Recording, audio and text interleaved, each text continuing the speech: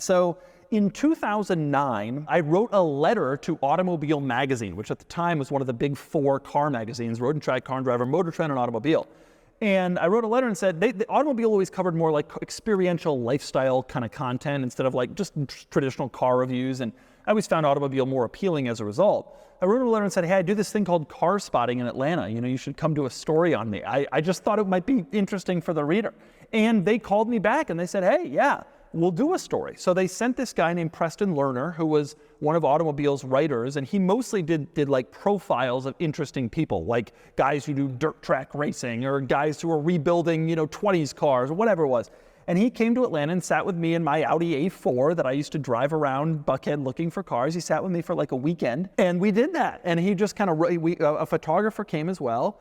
And the three of us rode around, and the photographer took pictures while I was taking pictures. And then, Preston was asking me questions and just kind of talking through the thing and thinking in his mind what he was going to write.